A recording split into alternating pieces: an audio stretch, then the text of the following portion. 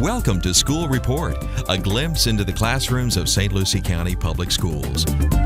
School Report provides the opportunity to share with the community academic and extracurricular activities of students in our schools. And now, here is School Report. Good morning. My name is Miss Debbie, and I lost Miss Tracy, but she'll be back in a moment. We are from the place called the Hobe Sound Nature Center. The Nature Center is a place that you can come and visit with your families. We are located down in Martin County at a very special type of a park, a place called the Hobe Sound National Wildlife Refuge. And this is a place where you can come and learn about some of the amazing wildlife that we share the earth with. The refuge is open every day, daylight hours. The Nature Center is open Monday through Saturday, 9 to 3, and it's free to come in. We also do a variety of special programs. We actually have our spotted skunk is celebrating her first birthday. We're having a birthday party for her on Saturday with cake and games and special guests from Skunks as Pets group. He's coming in with a live striped skunk. Ours is a spotted skunk, our native skunk. But anyway, so it's a thing that you can come for free. We also have an event coming up next week as a part of the Indian River Lagoon Fest, which is going on up and down the middle of October, up and down the coast, all the way from Brevard County, all the way down to Hobe Sound, celebrating and teaching people about the Indian River Lagoon. Activities all over the area. And we have something at the end of October called a Creepy Creature Feature, which is a Halloween-themed event. But it is free to come and visit the Nature Center and learn about. We also have, for all of our fourth graders today, you're going to be getting them a little later in your classrooms, we have the federal program for places that federal parks that have fees involved in them.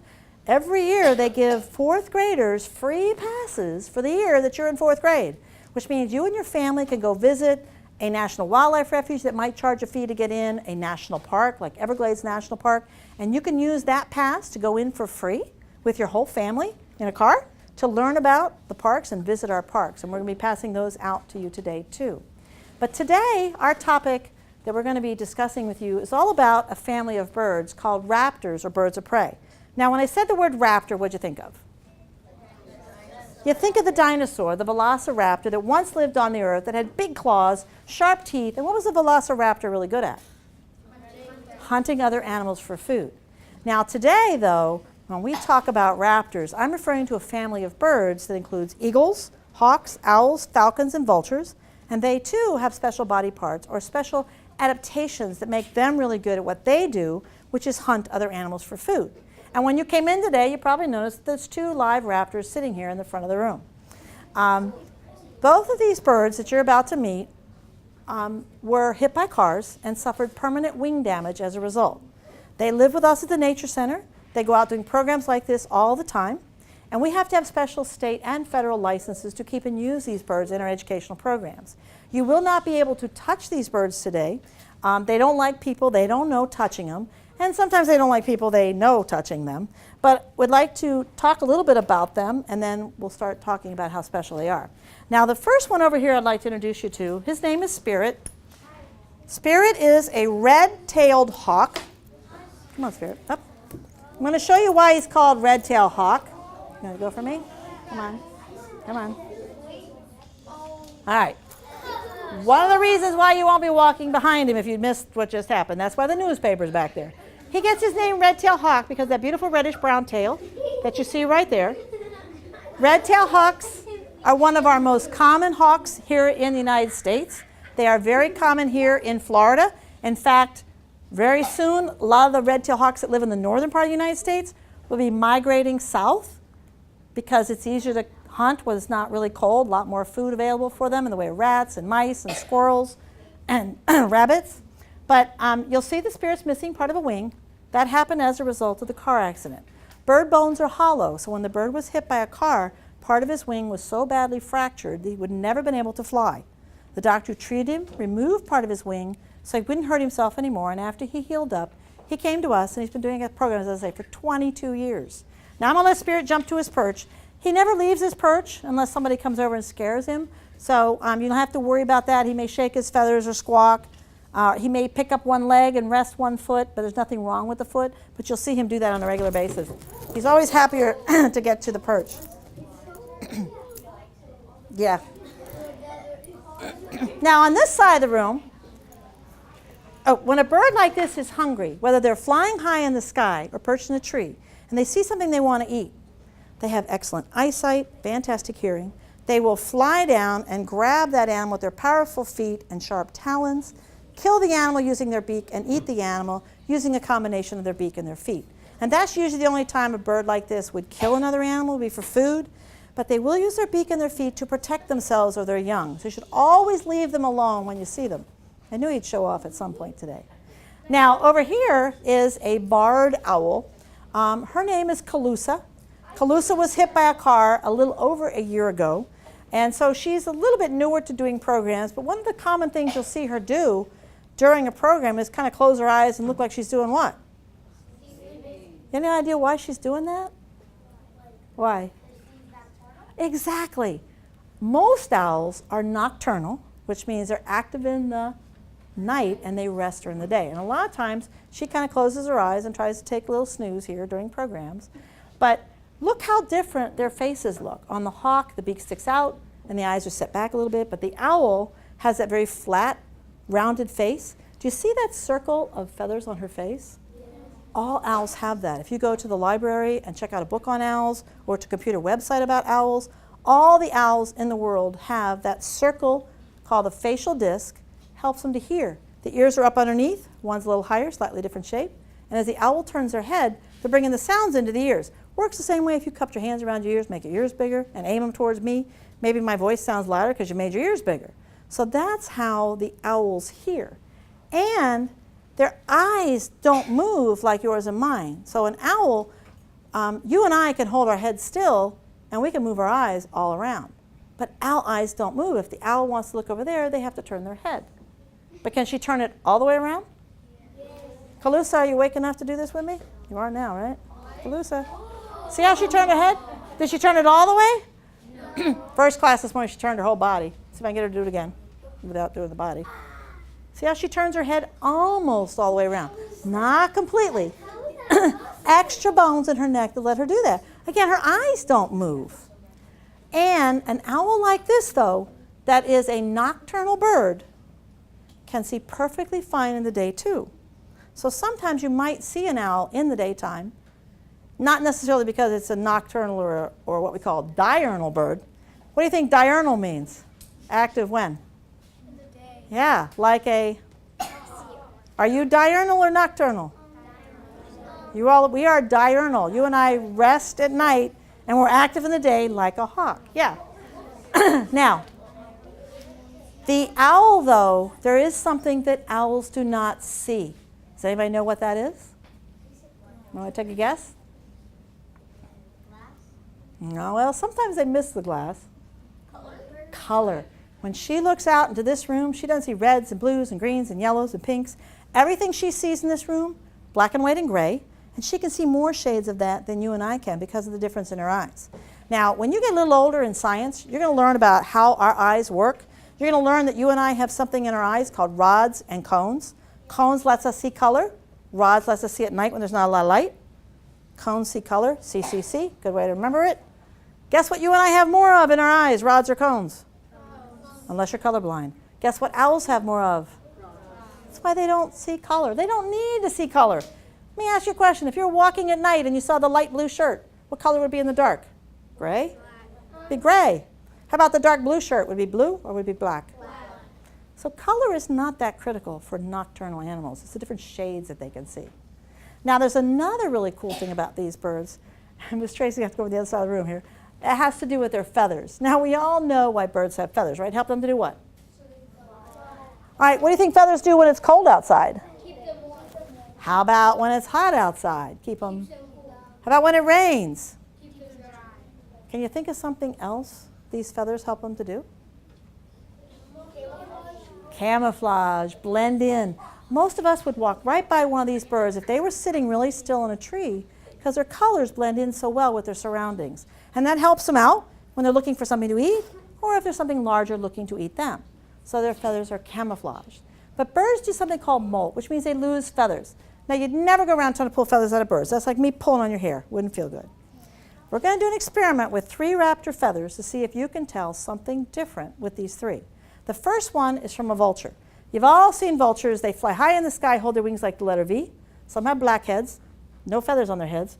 Those are called black vultures. The red-headed ones, again, no feathers on their head. Those are turkey vultures. A lot of people don't like vultures. You know what vultures like to eat?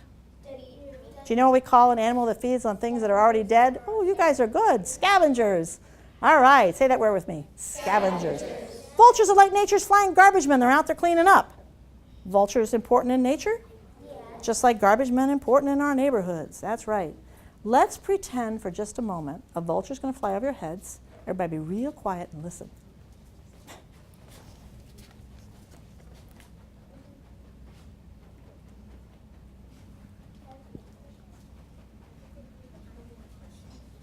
All right, the next feather we're going to do this is a red-tailed hawk feather. It is one of spirits. Imagine him flying over your head. I can't barely hear you. Hang on. She's coming.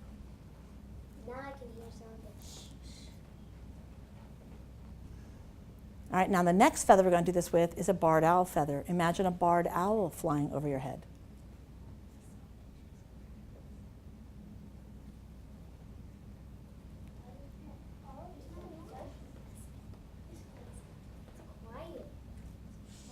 What did you notice? You couldn't hear that one, right? That's because most owls, and it's the nocturnal owls, not the diurnal owls, have a little fringe along the edge of their wings that lets the air pass out through their wings. Now, why would an owl want to fly without making any sound?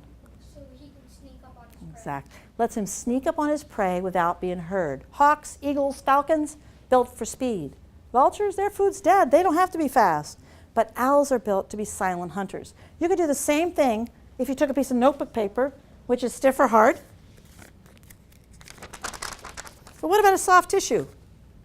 Soft edges of the tissue are like the soft edges on the owl's feathers. Okay.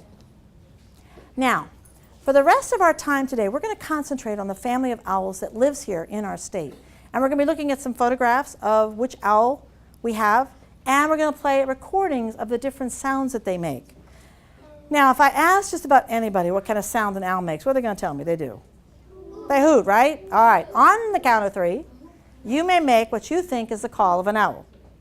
While you see my hands going out, you may do that. But once my hands drop to my side, I want you to stop making the sound, and we're going to listen to recordings to see which sounds they actually make. Are you ready? 1, 2, 3. Still pretty mellow. All right. I think you're going to be surprised to find that not all owls make hooting sounds. You ready? All right. First owl we're going to talk about is a great horned owl. Great horned owls get their name because they have these feathers that stick up on top of their heads, look like horns, but they're not. They're just feathers, and they move them up and down depending on their mood. A great horned owl would stand a little taller than the red-tailed hawk you're seeing here today. They have bright yellow eyes. They're found in almost every habitat we have in Florida. We've seen them at the beach. We've seen them in the woods. We've seen them in neighborhoods. Then the beach, sometimes they're out there catching hatchling sea turtles as their sea turtles are scrambling down to the water. Everybody's got to eat. Food's food, so yeah. But great horned owls are really, really common. Here is their call. Most of you would expect this, if you heard this, to be an owl.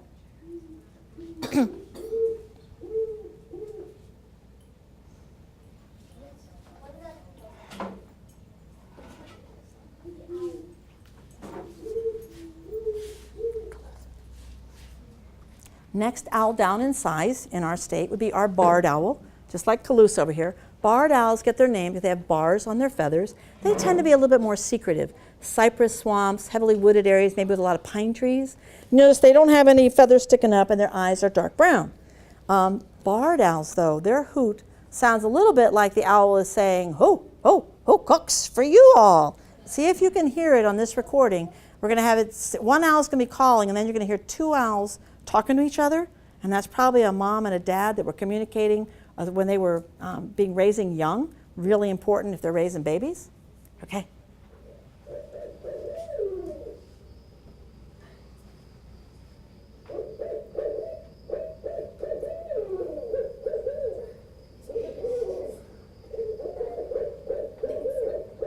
Here, who cooks for you all? All right. Now, suppose you were out last night and you're riding around in a car, and in front of your car headlights, you saw a very large, white, ghost-like looking bird. Maybe you maybe know that not a lot of birds fly around at night, except owls. Go home and you check the bird book or the internet, bet you found this one. Who can tell me what that is? It's a snowy owl. But let me ask you a question. Do snowy owls live in Florida? No. Why not? It's not, it doesn't snow here. It's not the right habitat here. Now, I can tell you though, every once in a while, unusual wildlife sightings occur in our state. And a couple of winters ago, we had a really, really, really cold stretch for a couple of weeks. And there was a snowy owl that came all the way down the East Coast as far as Jacksonville Beach and hung out for 2 weeks at the beach. People came from all over the state to go see that snowy owl sitting on that Florida beach. Why did that owl do that? Well, evidently that previous summer up in Canada, where snowy owls were raising their young, they had a really good year with lots of young. When winter came, those young had to find a place to live because mom and dad kicked them out of the nest, so they had to find a place. So we started hearing about reports up and down the entire East Coast of the United States of snowy owls hanging out for brief periods of time because it's easier to find food when there's no snow. So that's why we had snowy owls here. But if you saw a white owl here, what you probably saw was a barn owl, which has a very white underside, golden brown feathers on their back. And guess where a great place to find a barn owl is? You know why they go into a barn? Their favorite food, because almost every single solitary thing that a barn owl eats are rats and mice. Now, several hundred years ago, farmers and ranchers used to shoot and kill predators like our hawks and owls when they came to their properties. Because sometimes these birds and some of those big cats and wolves and things like that would steal things like chickens and calves and lambs that the farmers and ranchers needed to take care of their families. But when they got rid of all the predators, they had other problems. Because once they got rid of predators, they were overrun by things like rats and mice. Rats and mice used to carry diseases that were very bad for people, and they damaged food crops. So when they lost all the predators, they had too many of those animals, and they had other problems. One of several reasons today why these birds are protected by law and predators are protected by law, so that they're out there and taking care of what they normally do. And if you have barn owls in your barn, they're going to take care of any rats and mice that move into your barn and want to raise their families in there and get lots of food left over from the animals you're feeding in the barn. So it's a way of helping us out, and we do understand that. But barn owls don't exactly hoot. Here is their call. Imagine walking into an old barn at night and hear this.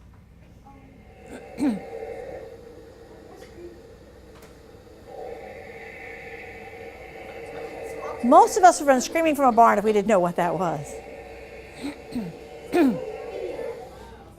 All right. Now we have 2 small owls here in the state. First one, does anybody recognize this owl? All right. I always like to ask kids, if I've got any of you who are advanced readers, there's a great book out there, I'm sure it's in your media center, called Hoot, that was written by a Florida author who just lives up the road. He's got a couple of children's books. They're about 5th grade reading, but they're awesome books. There's Hoot, there's Scat, there's Flush, and they all have an environmental message in them. But Hoot was a book that was about kids saving a place where this owl, a burrowing owl, was about to lose their home. And that's what happens, that's what's happening to burrowing owls in our state. They're losing their homes. There's not that many here anymore, and they're hard to find.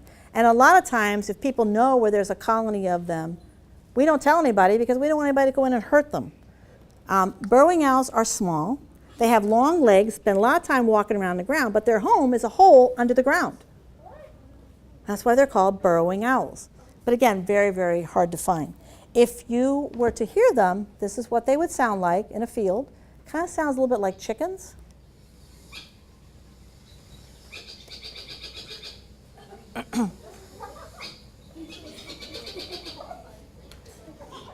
All right. And last but not least, one more small owl. These are called screech owls. Screech owls are only about this big. They come in 3 different colors. We see them in gray, we see them in a reddish brown, and we see them in a brown. They look like a mini version of that great horned owl. They have those little ear tufts. This one over here is blinking. Yeah, when he had his picture taken, he was blinking.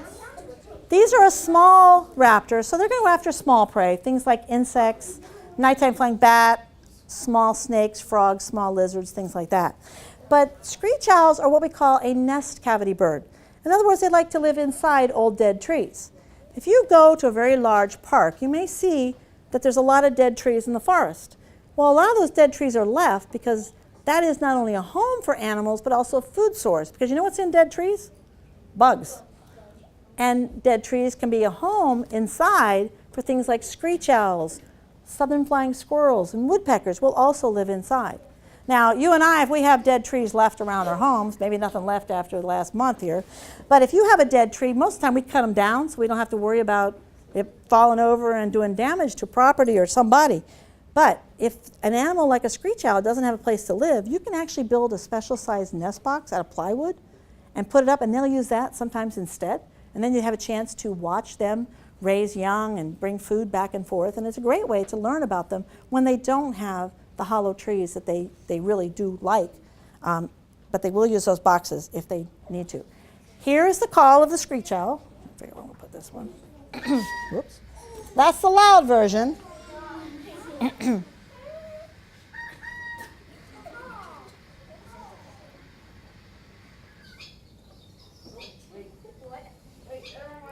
was going to say.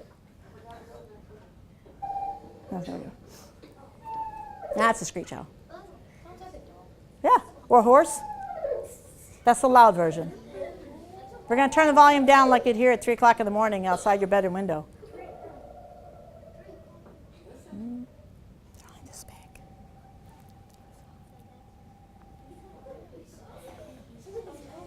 All right, now that is the usual owls that we will see in our state. Now, I'm going to turn the program over to Miss Tracy to introduce the next part. Get out of the way. All right. So now this is a part of the program where we need to learn about what do these animals eat. And if you were a scientist and you wanted to find out what they ate, could you follow a hawk during the day and see what he captured for food? Maybe he got a squirrel or a rabbit or a mouse or a snake. So you can see what he eats. But is it so easy to follow an owl at night and see what he captures for food? So how do we know what he eats? So what the scientists found out, though, was that about 12 hours after these animals eat, and they have to eat the whole animal to be healthy and strong. So if they ate stuff like chicken nuggets or steak, would that be good for them? No, they need every part of that animal's body to be healthy. So what they are finding is that they can't digest all the fur and bones from the animals they eat. And about 12 hours after they eat, they cough up a casting or a pellet, kind of like a cat fur ball, of fur and bones that they can't digest, kind of stuck in their gullet, in their throat area. So they cough this up, and this one's covered in varnish because if I were to hold up a pellet that you're going to work with today, it is so soft and so dry that it would fall apart in my hand. But what you're going to do is actually open yours up today and find out what kind of animals your owl ate, because we never know. Each one of the pellets that's at these tables today is like a little treasure hunt. You're going to find out what your owl ate by dissecting or opening this pellet to find out the bones. Now, before we touch anything on the plates, I'm going to show you what we're going to do. These pellets were actually collected by a group. They collect them, old barns mostly, and they fumigate them and disinfect them. Saw it on Dirty Jobs one night. But what they do is after they get them disinfected, they let them dry. They wrap them up like these little hot potatoes, and then you get to work with them. So they're clean, they're dry. You ever touched rabbit fur? Yeah. Very soft. A lot of the fur is very soft like that. If you've ever touched a smooth stone or a pebble, that's what the bones are going to feel like. They're clean. So what you'll have today, though, is a bone sorting chart. And this chart's going to help to determine what animals are in your pellet by what bones you are identifying. So each of this bone sorting chart, the column, is a different animal. So you could have had a rodent, a shrew, a mole, or a bird. Each of these columns are going to be the skeleton of the animal, okay? So if you get a skull that has orange teeth, then it's probably going to be a rodent. And then all these bones are going to line up. They have a sharp tooth for their jawbone here. They have a shoulder blade. They have the front leg bones. They have the hip bones. They have the back legs. They have the little ball and socket that go into the hip bone. They have a rib bone, and they have back bones. So if you get this skull up here, start placing all your bones in this area. And what if you end up with 4 hip bones and your partner has none? What should you do? Give them one? Give them two. Two. So share. You get a skull, they get a skull. Try to share your bones as you're working because we're going to collect these at the end. You're going to keep them. The next one is a shrew. It's a very small animal. The bones are tiny compared to a mouse. Moles are big, and they have a longer pointy nose with lots of white teeth. What color was the rodent? Orange. And then if you get a bird skull, now remember, birds don't have teeth. So if you get a skull with teeth, go back over to the rodent. But every now and then we get a bird skull. We've had woodpeckers and different animals or different birds that you can tell that by the beak maybe what kind they are. But their bones are hollow. They're very different. So if you get one of these bones, start placing it just like a matching game and see where your bones belong. If you get all the bones, you can put your skeleton back together and actually see what kind of animal your owl ate. All right? My previous group had bones from all 4 animals. Cool. Skulls, 3 animal skulls, and no bird skull, but Okay. bird bones. And one of the things that you never know is one pellet might have the bones of one animal. I've seen bones up to 9 animals in one pellet. So every pellet's different. You never know. But in order to help you, we're going to work on the plate today. You're going to unwrap and break it in half so you and your partner have something to work on. You're going to have forceps, looks like big tweezers, to pull the fur off the bone. Another tool that works well is a barbecue skewer. It's got a pointy end, but it pulls the fur off. But guess what the best tool is going to be today? Your fingers. No. Now. And the reason is that when you have the soft casting, the soft pellet, the fur is soft, the bones are hard. So if you're using your finger, can you feel the bones? And a lot of times, are the bones big or little? Yeah. Little. So you might even need to use a magnifying glass to actually look at the bones and determine what they are, because backbones sometimes are really small. So what you're going to end up today is all the bones on your worksheet. So between you and your partner, you should have them all spread out and on the column you think they belong to. I'll come around and help you, and Debbie will too, to see if you got them in the right place. But at the end, when it's time to leave, we're going to leave my tools in the plate, but you're going to take your bones, put them in a baggie. You can use your paper as a little funnel, put all your bones into the bag. Also, since we're kind of running out of time a little bit with this today, so you can get to lunch, you can also take home any of the fur that's on your plate, because there's a lot of bones that you won't even see, and we threw a bunch away the last group because they were still on the plate, but they were so little. So if you want to take home, put your fur in there, put it on your paper, put it in. Now, when you get home tonight, you can teach somebody how you became a scientist today by using a paper plate at home. You can use barbecue skewer, you can use tweezers, you can use toothpicks, and you can use your fingers and put them on the paper and show somebody how you became a scientist. Does that make sense? So that is what you will take home today, is your worksheet, your bag of bones and fur.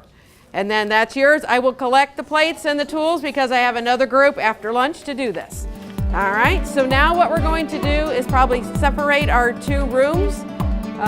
You're going back? Okay.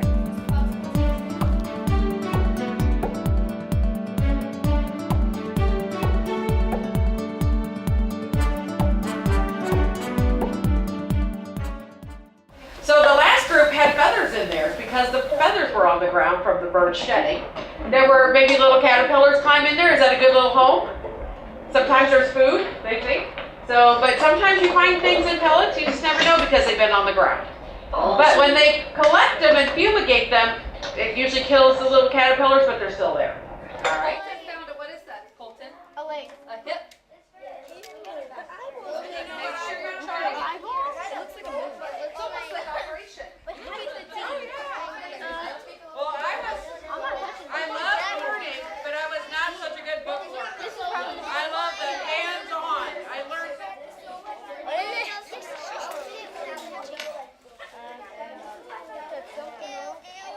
What is this thing?